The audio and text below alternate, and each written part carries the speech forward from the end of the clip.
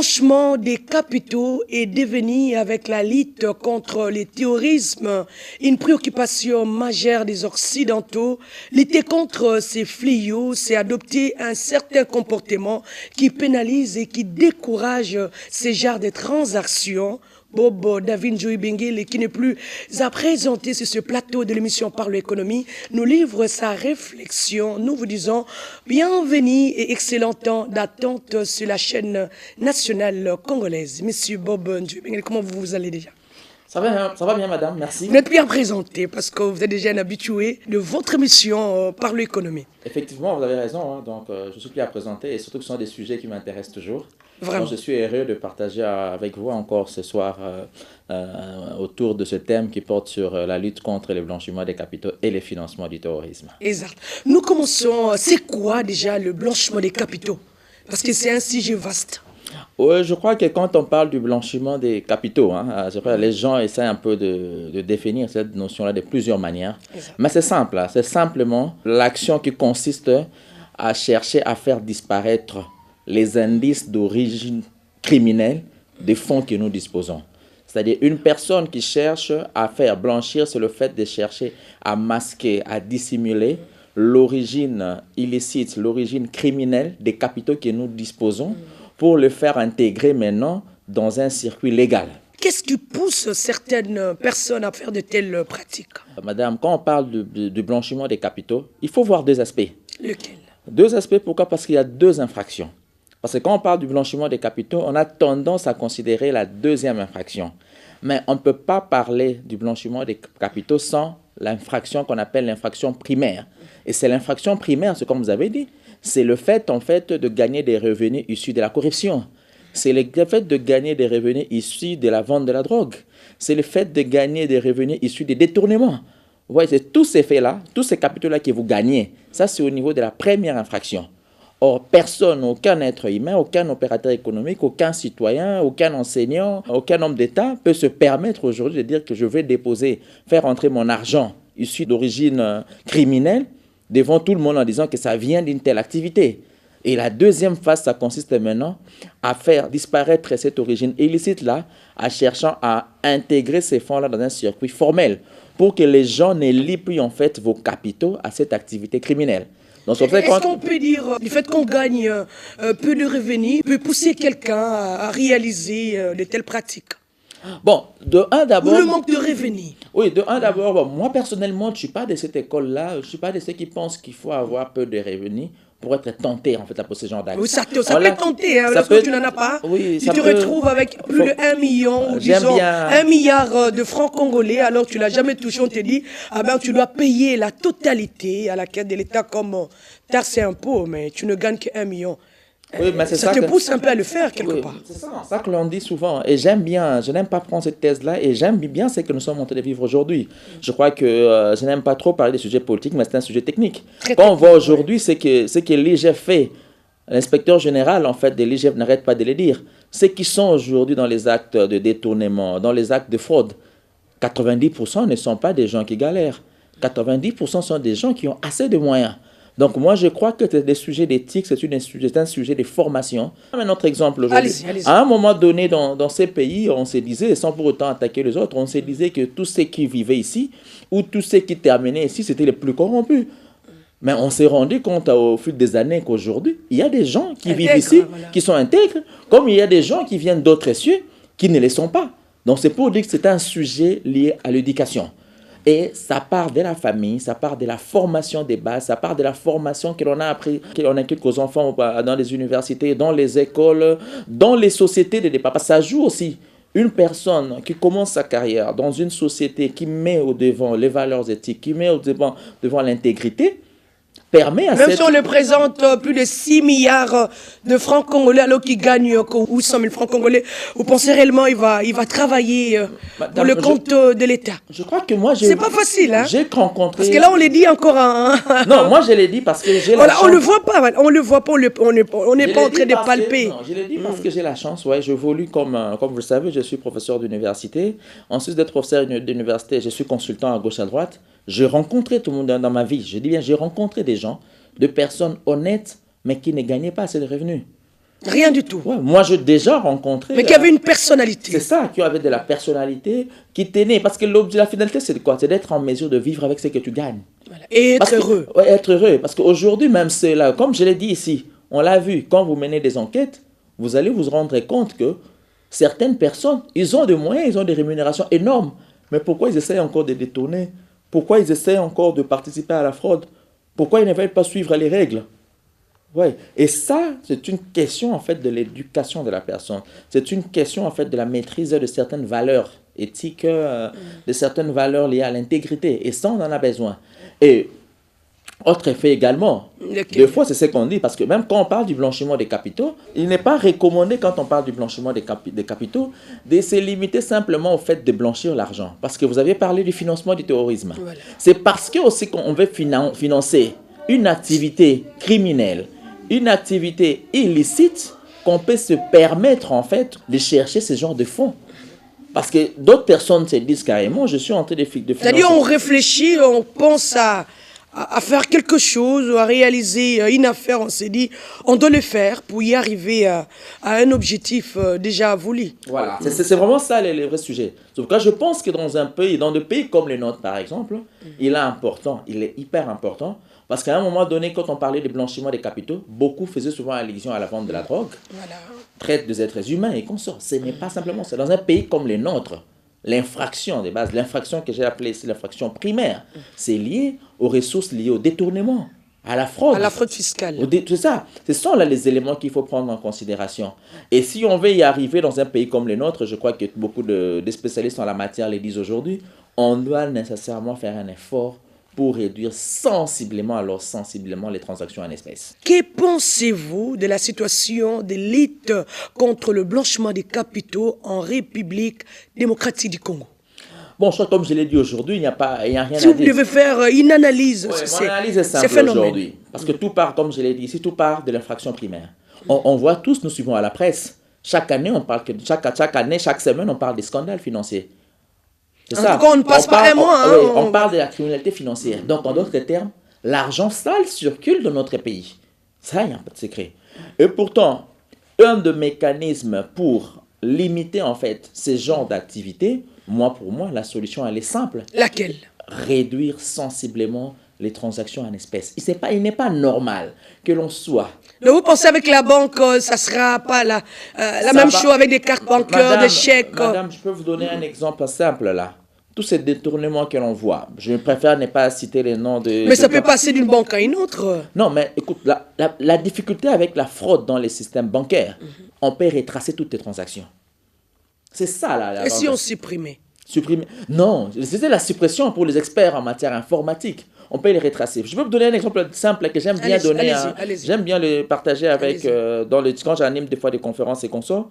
Vous savez, madame, si aujourd'hui, vous décidez de payer un impôt, vous décidez de payer une taxe, vous décidez de payer une facture de la Régie des eaux, de la SNEL, par voie bancaire, même après 5 ans, le jour où on vous dira qu'on retrouve votre preuve de paiement, vous pouvez demander votre relevé, vous direz tel jour, la banque m'a débité au profit de la Régie des eaux. Si ce n'est pas arrivé à la Régie des eaux, c'est la banque qui sera responsable. Mais un caissier à qui vous avez remis de l'argent, si elle vous a remis un bordereau qui n'est pas original, un bordereau qui n'est pas authentique, qu'il disparaissait demain, quelle preuve allez-vous avoir? Tout le monde va chercher à vérifier l'authenticité du document. Donc, les circuits bancaires, je pense qu'aujourd'hui, c'est l'une des meilleures solutions. Et dans des grandes villes comme la ville de Kinshasa, la ville de Lubumbashi, Goma, Kolwezi, on n'a plus besoin. Et regardez, madame, on peut même pas aller loin. Je ne sais pas si c'est la vérité. Mais quand j'entendais, par exemple, l'histoire des primes des joueurs, j'aurais appris que certains joueurs auraient touché leur prime en espèces. J'aurais appris, je dis bien. Si c'est le cas, est-ce normal qu'un joueur qui vient en Europe manque de compte bancaire? Pourquoi ne pas créditer le montant directement dans son compte? Idem, quand on entend souvent des scandales dans les ministères. Pourquoi on doit aller toucher les frais de fonctionnement en espèces à la Banque centrale pour les gérer dans les coffres? Pourquoi on doit... Tout ça, en fait, ça pousse l'homme à l'erreur. On doit arrêter. C'est une des solutions. Moi qui vous parle, je suis en train de mener des études là-dessus, mais je suis convaincu que les points de départ pour limiter ce genre de dégâts, pour limiter la première infraction, parce que tant qu'il y aura la première infraction, on sera tenté de tomber à la deuxième infraction qui est le blanchiment des capitaux. La première infraction, c'est la criminalité financière initiale là. Je détourne l'argent. Parce que j'en ai entre mes mains. Ouais, j'en ai entre mes mains, je les détourne. Et quand je les détourne maintenant, je cherche en fait à l'intégrer dans un circuit formel, dans un circuit légal. Ça, ce n'est que la deuxième phase. Ce n'est que l'infraction secondaire, le blanchiment des capitaux. Mais là aussi, ligne de solution, comme vous le dites, vous êtes en train d'y réfléchir, parce que ce n'est pas encore fait, nous allons encore y aborder. Mais il y a un problème avec votre réflexion. C'est lui ou celle qui saisit dans la machine, c'est une personne. Vous pouvez aller, vous lui dites, en fait, je dois payer à l'État congolais plus de 1 milliard de francs congolais ou 3 milliards de francs congolais. On se connaît avec vous quand même. Tu as ta part, moi j'ai ma part. Écrivez, je te donne tel montant, mais écrivez ce que tu veux. Parce que c'est lui qui est devant la machine. La personne, tant que la personne n'est pas éduquée, est-ce que vous ne voyez pas là déjà, il y a un problème? Non, madame, je crois que ce sujet-là, il y a des études qui ont été menées dans beaucoup de pays. La digitalisation, c'est la meilleure des solutions. Et même quand je parle de celui qui va recevoir. Mais on a un problème de débit, déjà d'Internet. On a des problèmes sérieux d'Internet. J'aime bien ce genre d'argument dans notre environnement. Oui. On a des problèmes. D'ailleurs, nos banques, il faut se les dire sur les banques qui ne nous appartiennent pas directement. Oui, mais il y a déjà des problèmes liés à des traçabilités. Non, mais je crois qu'aujourd'hui, les problèmes qu'on a dans notre pays... Et surtout aller au grand marché avec une carte bancaire. Oui, non, madame... Au grand marché. Non, madame, il y a un début. Comme ça, nous, on voit... Il y a un début, je crois que... Il y a un début. Vous savez qu'au Kenya, aujourd'hui, on utilise les mobile money pour payer les taxis. Qu'est-ce qui nous empêcherait aujourd'hui? Les gens ignorent, en fait. Aujourd'hui, les compagnies qui créent de la monnaie électronique, toutes ces compagnies-là sont en réalité des établissements de crédit. Ces compagnies-là sont agréées par la Banque centrale. Madame, aujourd'hui, il n'y a aucune raison, moi je l'ai dit, et je le dis même au gouvernement, il n'y a aucune raison que nous continuions à manipuler autant d'espèces à Kinshasa, si je peux m'arrêter même là simplement. On va prendre des arguments comme ce que vous dites, comment payer au marché. Mais on voit Zandou. Mais toutes nos mamans ont des téléphones. En plus, ça va sécuriser ces mamans-là. Vous savez, si on volait les téléphones? Ah, c'est ce que j'allais vous dire. Si on volait ton téléphone, c'est ça l'avantage d'avoir de l'argent dans les sociétés financières, dans les établissements de crédit. On ne va pas retirer tout ton argent en une fois. Si j'ai 10 000 $ aujourd'hui, on peut me les voler directement, immédiatement. En espèces, ça part. Mais si quelqu'un vole ma carte bancaire, il ne sera pas en mesure de retirer 1 000 pour certaines banques ou 2 000 et j'aurai le temps d'aller les bloquer. Ils savent le faire, qui savent manipuler. Non, ça c'est dans le savent décoder une carte bancaire. Non, mais il est c'est pas difficile. Non, comme on dit, ils savent. Ces gens-là, le nombre est déjà réduit. Mais aller dans un marché, trouver une maman avec des espèces, c'est facile de prendre ton argent et de s'en aller avec. Mais si cet argent-là est dans un téléphone, c'est du numérique comme on dit, de la monnaie électronique, tu peux bien arracher le téléphone à la maman. Le temps qu'elle soit libre, elle n'aura qu'à demander à quelqu'un, on appelle, on bloque. Même si le monsieur va faire 1 ou 2 transactions, à un moment donné, il y aura un seuil. C'est ce que l'on dit. Aujourd'hui, dire en RDC qu'on ne sait pas parce qu'on n'a pas de distributeurs partout. Non, aujourd'hui, nous avons les comptes. Tous, il faut voir simplement aujourd'hui, parce que tout le monde a un téléphone. Presque tout le monde a un téléphone. Et ces compagnies-là, aujourd'hui, nous offrent une meilleure solution. Et la finalité, c'est laquelle? Le jour où tous nous allons recourir à ces mécanismes de paiement, on ne va plus assez recourir aux billets. Et quand on va abandonner... On n'aura plus besoin de liquidité. Non, on aura besoin, parce que si aujourd'hui, vous payez, si vous avez votre travailleur à la maison, vous avez quelqu'un qui travaille pour vous, vous le payez via le mobile money, et qu'au coin de son avenue, les messieurs qui vendent, la dame qui vend les pains, a le même téléphone, il peut acheter de pain avec ça. La maman, là, quand elle va à la boulangerie pour commander encore, ou au distributeur de boulangerie, utilise le même circuit. Pourquoi nous aurions encore besoin de tant d'espèces? C'est ce qu'on voit dans notre essieu. Et il ne faut pas l'ignorer aujourd'hui. Moi, je dis toujours, lutter contre les blanchiments des capitaux dans un environnement... C'est supprimer. Oui, c'est supprimer tout ça. Et tout paiement en espèces. Et ça aura des implications énormes positives sur notre pays. Nous continuons, c'est toujours une joie dans cette émission par l'économie. Nous recevons vraiment des professeurs, des gens qui réfléchissent sur comment résoudre des problèmes cruciaux de notre pays. Aujourd'hui, il est venu apporter une solution, un remède de suggestions sur un problème criant qui est comment lutter contre le blanchiment des capitaux, contre les détournements, contre, je le dis bien, la fraude fiscale. Pour lui, il faut arrêter, supprimer, n'est-ce pas, automatiquement et définitivement tout paiement en espèces. C'est une joie pour nous de le recevoir sur ces plateaux. On dit que c'est dans le moment des problèmes où les économistes réfléchissent sur comment sortir leur pays de la crise. Mais essayez Parce que vous venez d'évoquer une belle théorie, qui est celui d'arrêter de supprimer tout paiement en espèces. Les réduire, disons. Voilà, parce que l'idéal est toujours difficile à atteindre. On aura toujours quelques transactions, mais les réduire sensiblement. Alors, comment ça peut se passer en République démocratique du Congo? Parce qu'on peut vous inviter, hein? C'est pas impossible. Non, mais le truc est simple aujourd'hui. Comment ça peut se passer? Parlez-en dans quelques minutes. Oui, moi, le truc est simple aujourd'hui. Premier élément, le premier facteur. Simple pour vous. Hein? Oui, quand j'ai dit simple, quand j'ai dit simple, il faut commencer quelque part. Allez-y. Tu vois, il faut commencer quelque part. Nous avons un système financier qui est dominé essentiellement par les systèmes bancaires. Il faut commencer par ce système-là. Il faut améliorer la gouvernance du système bancaire congolais. Il faut améliorer... Quand je parle de la gouvernance, il y a plusieurs thématiques. Même si on n'a pas nos banques à nous commerciales, vous pensez que c'est facile d'avoir madame, c'est cette facile. autorité gouvernementale. Les régulateurs sont là. Les régulateurs, pas seulement les régulateurs, même ceux qui légifèrent, l'Assemblée, le gouvernement, il faudrait commencer par renforcer la gouvernance des banques. La gouvernance des banques, pourquoi? Parce que quand on va réduire, quand je parle de banque, je parle du système financier de manière générale d'ailleurs.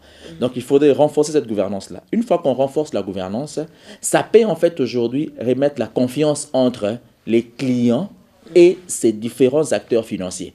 Ça, c'est un élément important. Comme quand je parlais tout à l'heure là de cette compagnie de création des monnaies électroniques. Aujourd'hui, beaucoup ne savent même pas comment ça fonctionne. Comme ce que je vous expliquais là tout à l'heure, je vous ai dit comment ça fonctionne. Est-ce que les gens savent aujourd'hui qu'avec ces mécanismes-là, je peux ne plus avoir besoin d'aller retirer $1000 pour aller payer mes travailleurs à la maison, pour aller aider un membre de la famille? Mais si on peut prendre des mesures, ce ne s'agit même pas des mesures, je dirais, brutales, parce que la solution, elle est là à côté de nous. Tous, nous avons des téléphones. Et comme je le disais encore, ceux qui manipulent d'ailleurs plus de cash, encore une fois, c'est ceux-là qui ont des moyens. C'est ceux-là qui ont des moyens. Donc, ça, on a une première phase. On renforce, en fait, la gouvernance de nos institutions financières. Moi, je pense que c'est un élément important.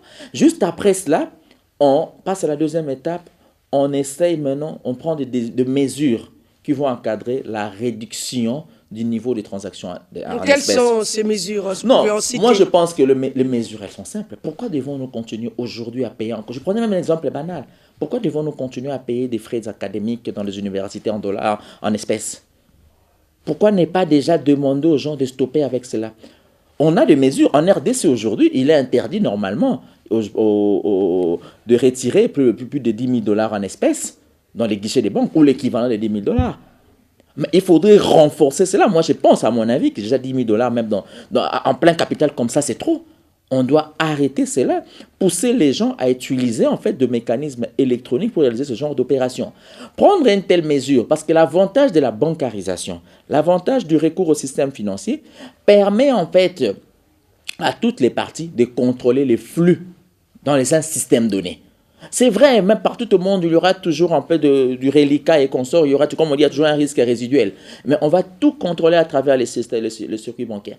Et avec ça, l'administration fiscale ou encore ceux qui légifèrent, s'ils viennent avec la réforme maintenant du système fiscal, parce qu'il faudrait maintenant, parce que là, bonne gouvernance... C'est l'applicabilité, parce qu'on a déjà réformé. C'est l'applicabilité effective. Il faut maintenant l'adapter. Tu sais, moi j'ai toujours dit ça. Je comprends bien la mission de régie financière, je comprends la mission de la DG et consorts. Mais à un moment donné, il faut éviter aujourd'hui, moi je me dis, des redressements qui nous mènent toujours vers des contentieux, des fois inutiles. À un moment donné, il faut mener des investigations. Si tout est bancarisé, madame, si vous recevez tous vos revenus à travers votre compte bancaire, à tout moment, on n'aura qu'à demander l'information auprès de votre banquier. On dira, mais madame, vous travaillez à la chaîne nationale, vous avez tel revenu, mais dans votre compte, on s'est rendu compte que vous avez reçu 30 000. Ça venait d'où? Si vous n'avez pas de réponse, c'est que c'est un revenu quelque part. On peut vous l'imposer facilement. Voilà, on peut investiguer et mener des enquêtes appropriées, voire pourquoi ne pas vous réclamer maintenant les impôts qui vont avec, en fait, qui s'appliquent à ces revenus-là. Donc, une réforme adaptée à une telle mesure va permettre après à l'administration ou encore à l'État congolais de manière générale à accroître ce qu'on appelle son assiette fiscale. Mais moi, je vois toujours un problème. C'est vrai, Je ne cesse de le voir. Parce que aujourd'hui, avec le paiement, nos paiements de salaire dans les banques, nous assistons à des files d'attente comme pas possible déjà. Alors vous nous demandez qu'on nous paye, quelle que soit n'importe quelle transaction, que cela passe par cette voie bancaire. Vous ne voyez pas une difficulté? Non, madame, le problème qu'on a dans notre Et vous pays... le savez, dans certains cas, il n'y a pas de banques. Non, c'est pourquoi je l'ai dit. Il n'y en a pas. Non, c'est pourquoi je l'ai dit. Déjà, il y a des sérieux problèmes. Non. Si on vous paye les 30, ou dirais-je le 20 ou le 25, vous pouvez avoir votre salaire après le 25. Oui, madame, vous savez Et pourquoi? vous ajoutez encore cela. Madame, vous savez pourquoi? Parce qu'on veut toujours manipuler Vous du voulez avoir cash. de mort dans les banques ou quoi? Non, parce que nous voulons toujours utiliser du cash. Madame, je le répète encore. Il s'agit d'une vraie éducation. Et il ne s'agit pas d'une décision... Est-ce que les banques sont-elles prêtes à cette opération? Moi, à mon avis, seules les banques ne vont pas s'en sortir. Il faut utiliser tous les systèmes. On doit passer par ces compagnies de création de monnaie électronique. On doit utiliser toutes ces compagnies-là. Il faudrait mettre tout le monde sur la table. Comme vous l'avez dit, une maman peut avoir une boutique du coin de mon avenue. Le monsieur qui est là peut avoir du mal à aller ouvrir un compte bancaire, mais il n'a pas du mal à ouvrir un compte de monnaie électronique. Donc, pourquoi on recourt vers l'espèce? On recourt vers... Parce que les gens vont... Est-ce que c'est facile? Je peux l'amener là où je veux, je peux faire ce que je veux. Ah ben vous savez que madame... Il y a une certaine indépendance quand même. Non, là, je comprends cela. Pourquoi? Parce que on ne sait pas en fait, on ne sait pas encore utiliser cette monnaie électronique. C'est pourquoi j'ai dit qu'il faut une éducation, il faut un encadrement. Moi je l'ai dit, on voit encore... Écoutez, ne vous en faites pas madame. Ne vous en faites pas madame.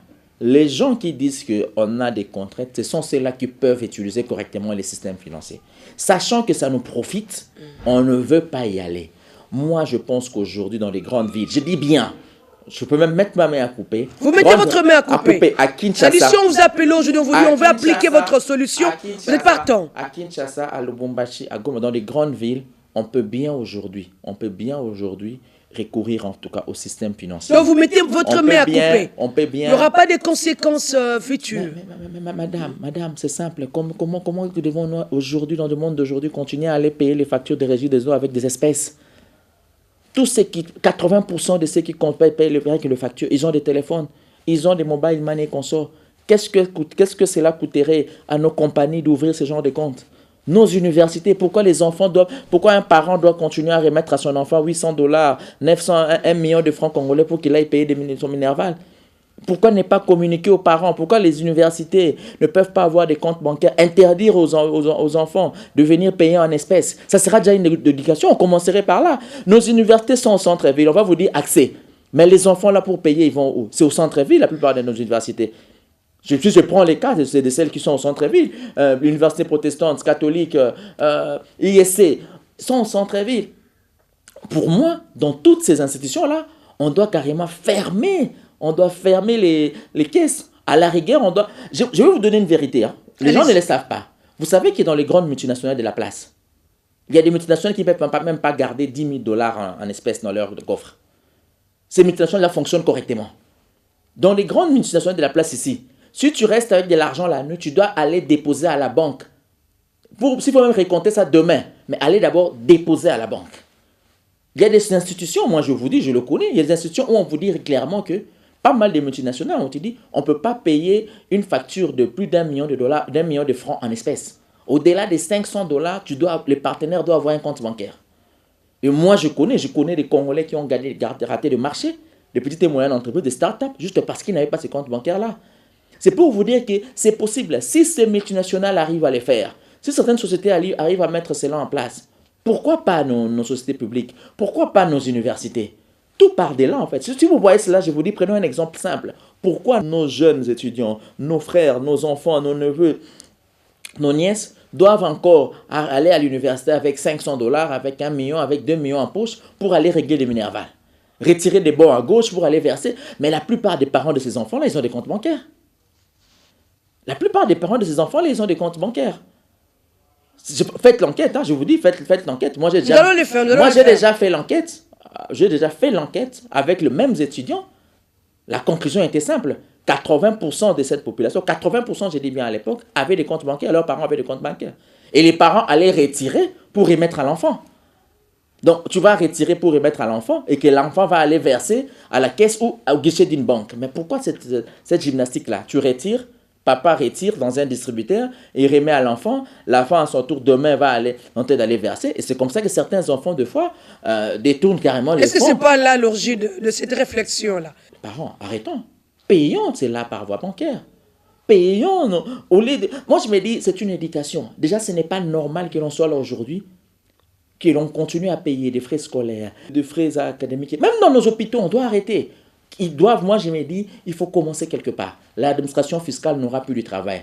L'administration fiscale n'aura qu'à dire, si tu veux dissimuler, si tu veux cacher tes revenus, n'aura qu'à dire, sortez-moi les relevés. Et je vous dis, madame, comme vous l'avez dit, oui, c'est vrai, il y a toujours un risque. Mais le risque des manipulations de cash n'est pas comparable au risque de la digitalisation. Nous savons tous aujourd'hui, avec le budget qui a presque doublé, sans oublier l'augmentation considérable de recettes du Trésor dans toutes les 3 régies financières du ministère des Finances, là vous le savez mieux que moi, et pourquoi continuez-vous à penser que réellement l'infraction primaire, c'est celle-là que nous devions, j'ai dit bien, combattre pour lutter contre le blanchiment des capitaux, les détournements, sans oublier la fraude fiscale. Pourquoi vous continuez à y penser? Mais, vous savez, parce qu'on doit se le dire, aujourd'hui on a doublé. Hein. Vous savez, dans la on a presque doublé les la théorie dont je parlais tout à l'heure, là, que moi j'appelle ça souvent la théorie des bras. C'est simple. Bonne gouvernance, réduction des transactions en espèces, réforme du système fiscal, accroissement de l'assiette fiscale. Encore. Accroissement de l'assiette fiscale et puis accroissement des recettes fiscales. Alors là, vous avez évoqué un problème. Je suis content de cette évolution, c'est normal d'ailleurs. Mais aujourd'hui, par rapport au potentiel de notre pays, personne ne me dira le contraire. C'est vrai, il faut vraiment louer cet effort qu'a fait le gouvernement. J'apprécie beaucoup les efforts de nos régies financières pour atteindre, dans le souci déjà d'atteindre ces niveaux-là de recettes. Mais il faut penser aujourd'hui, madame, je vous l'ai dit, il faut penser en fait aujourd'hui à l'élargissement de notre assiette fiscale. On ne doit pas continuer à maintenir la pression fiscale sur les mêmes personnes. C'est une vraie question. On ne doit pas continuer à maintenir la pression fiscale sur les mêmes personnes. Il y a sur les mêmes agents économiques. Oui, parce qu'il ne faut pas oublier une chose. Il y a des gens dans ces pays, que ce soit leur niveau de revenus, qui font des activités économiques, qui font aussi des revenus. Mais où est-ce qu'ils payent leurs impôts? Nulle part. On se concentre sur une petite population, sur une petite catégorie d'agents économiques, un petit noyau. On doit élargir cette assiette-là. Pour bien élargir cette assiette-là, il y a même des individus, je vais vous dire une vérité. Saviez-vous qu'il y a des personnes physiques, employées, qui payent plus d'impôts que certaines sociétés, établissements dans ces pays? Je dis bien, il y a certaines, je dis bien. Mais ça, c'est le rôle de comptable. Non, le comptable. Les experts comptables. Non, c'est pourquoi j'ai dit. Vous êtes un expert comptable, vous gérez une grande, je l'ai dit bien, une grande représentation. Déjà, l'Eliott n'est pas moins que rien, on doit se le dire. Hein. Voilà. Vous le connaissez, c'est vous qui essayez de manipuler, de masquer non, c'est ça qu'on dit souvent. tous ces déroulements. Non, je crois que le rôle d'un comptable, c'est pas de manipuler. Le rôle d'un comptable. Mais il manipule au moins certaines opérations. Hein. Non. Les gens qui ne sont pas de ces domaines tout comptable de qui serait en train de faire cela, en fait, serait simplement en train de réaliser ce qu'on appelle, en fait, mais vous êtes d'accord, mais il y a des gens qui le font. Non, c'est comme si tu me disais, est-ce que tu es d'accord qu'il y a des gens qui pêchent? C'est clair. Donc, je ne veux pas dire que tous les comptables sont sains. Ça, voilà, ça serait un peu... Donc, tous nous pêchons. On ne peut pas dire que tous les comptables sont sains. Mais normalement, un comptable qui serait en train de recourir à ce genre de pratiques serait en train de marcher même contre notre déontologie. Ce n'est pas normal, en fait. Le comptable est là pour aider la société en fait à présenter une information correcte qui permet en fait à tout lecteur en fait de faire une bonne lecture de la situation de l'entreprise financière de l'entreprise, qui permet à toutes les parties prenantes de comprendre ce qui se passe dans l'entreprise. Donc, je crois qu'un comptable qui serait dans ce genre de pratiques, à mon avis, sa place n'est pas dans la profession. Ça je l'ai dit clairement. Il faut éviter cela. Mais pour revenir à la question de l'assiette, madame, si aujourd'hui nous arrivons, comme je le disais, à bancariser, à réduire tout ça, automatiquement, je l'ai dit bien, automatiquement, bien sûr, quand je parlais de la réforme fiscale, ça va venir avec la digitalisation. Automatiquement, l'assiette fiscale de la RDC va s'accroître et les recettes, là vous avez parlé du fait que les recettes est doublées, là ça va tripler, quadrupler et ça va évoluer. Ça sera les booms, ça sera des accroissements exponentiels comme les mathématiciens disent. Qu'est-ce que peuvent réellement leur pousser et confirmer, n'est-ce pas, votre analyse, votre théorie que vous venez d'évoquer, que réellement, si nous l'appliquons, ça peut sauver le Congo, pourquoi pas sauver toute l'économie de la République démocratique du Congo? Bon, comme je l'ai dit, madame, je n'aime pas souvent le dire, mais là, quand je présente une telle théorie, je la présente en tant que scientifique. Donc, je fais des études. C'est vrai. Minutieuse. Minutieuse, comme vous le dites. Merci pour... C'est-à-dire vous avez pris beaucoup de temps pour y réfléchir. Pris du temps. Est-ce qu'il y a des documents sur ça? Mais c'est clair, madame. Ou il y a une publication? Non, comme j'ai dit, en fait, c'est la phase de la publication. Vous savez, j'aime bien, en fait, ce que nos amis de l'ECOMAT disent souvent. C'est-à-dire, je vais essayer de modéliser, de quantifier, d'évaluer l'impact de cela. Quand je vous l'ai dit aujourd'hui, je dis que je crois avec cette théorie-là de la bonne gouvernance, de réduction. Donc, quand je dis bras là, c'est la bonne gouvernance, réduction des transactions sensibles et des transactions en espèces, réforme du système fiscal congolais. Ça aura comme conséquence accroissement de l'assiette et au finish, accroissement des recettes. Et quand je parle de cet accroissement-là, ça sera un accroissement exponentiel.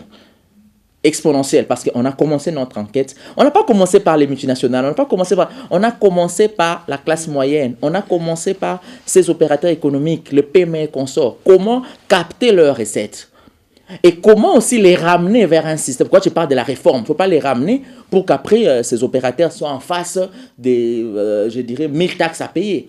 Il faudrait vraiment réformer le système fiscal, ramener ces gens-là et on va élargir l'assiette. L'État congolais fera beaucoup plus d'argent. Je vous dis avant même les contrôles, parce qu'aujourd'hui, il faut avouer une chose, c'est que chez nous... Et ça ne va pas faire fuir certains investisseurs.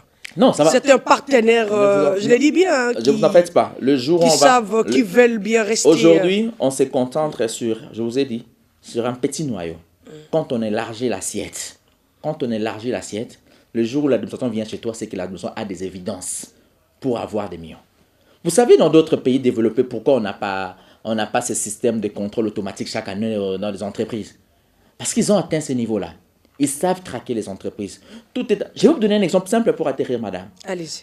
Quel est aujourd'hui le moyen de contrôle de l'État congolais pour récupérer toute la TVA que nous payons en espèces auprès des établissements qui sont à travers la ville? Quel est ce contrôle efficace qu'on a pour récupérer, parce que tout ce qu'on nous achetons auprès de être assujetti. Voilà. Je n'aime pas souvent parler de la communauté, mais parce qu'il y a aussi des Congolais qui sont dans ça. Il y a Congolais, il y a Indiens, le tout producteur. Oui, de tous ces gens-là. Le tout vendeur, de tout commerçant. Il y a beaucoup qui manipulent du cash. Qui achète en espèces là-bas? C'est les derniers consommateurs. Donc, quand il s'agit entre personnes morales, c'est facile. Parce qu'un va déduire, on va se rendre compte qu'il a déduit, donc l'autre devait reverser. Mais de l'autre côté, quand on est au niveau des sociétés qui vendent directement aux derniers consommateurs, en fait, ils prennent du cash. Je vous dis aujourd'hui, moi, je l'ai dit clairement, l'État congolais n'a pas pris aujourd'hui de bonnes options. On n'a pas encore mis des mécanismes adéquats pour limiter en fait aujourd'hui en fait les détournements de ce genre de TVA que ces gens-là collectent. C'est un risque énorme. Donc c'est pourquoi je l'ai dit encore une fois, on doit limiter les transactions en espèces, on doit renforcer la bancarisation. Pensez-vous que dans ces boutiques, on ne peut pas avoir un numéro M-Pesa quand tu viens, tu achètes, tu envoies et puis on te livre? Pensez-vous que ça c'est vraiment un exercice difficile dans toutes ces maisons-là? Ce sont des gens, au finish, qui perçoivent à la fin de la journée, je m'excuse, 10 000, 20 000, 30 000 dollars des recettes. Mais pourquoi ne pas mettre un guichet? Pourquoi ne pas mettre... En plus, ils seront même à sécuriser. Ils seront même sécurisés parce qu'ils n'auront plus à manipuler du cash.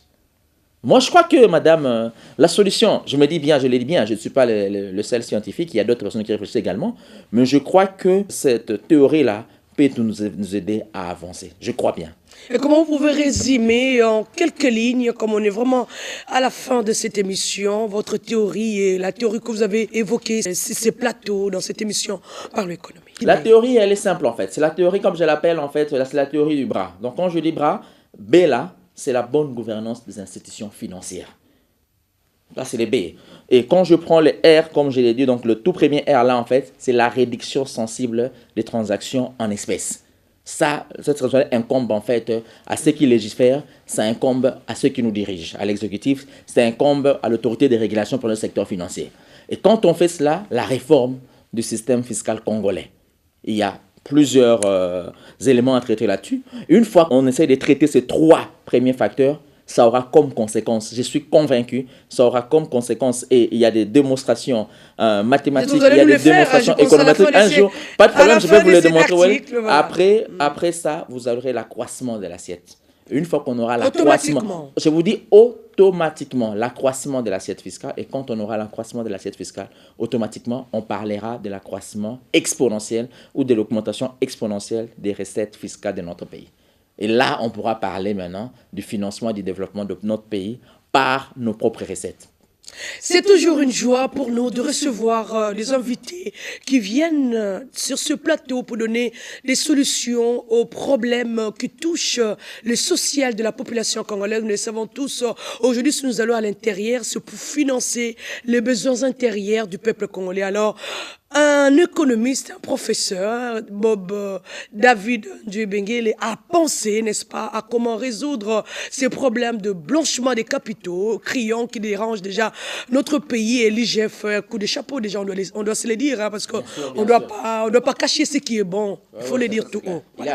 Voilà, déjà, qui dérange ce qu'on appelle le blanchiment des capitaux. On voit le problème lié au détournement, à la fraude fiscale. Pour Monsieur Bob David Ndjebengele, il faut réduire sensiblement tout paiement en liquide. Il faut plutôt privilégier ce qu'on appelle le paiement par voie bancaire. C'est vrai, il y a certains préalables, il faudra nécessairement remplir, mais c'est pas impossible. Il suffit tout simplement à l'État congolais de s'y mettre et d'être d'accord, d'approuver sa théorie. Vous verrez, dans 2 ou 3 ans, nos recettes vont encore tripler, pourquoi pas aller au plus de 2 fois. C'est pas impossible pour le Congo. C'est pas impossible. Moi, je le dis bien, c'est pas impossible. Nous vous disons merci de continuer à suivre votre chaîne, qui est la chaîne nationale congolaise. Au revoir et à un nouveau numéro, nous espérons, avec notre cher invité. Merci. Toujours disponible, madame. Merci. Nous sommes là pour vous.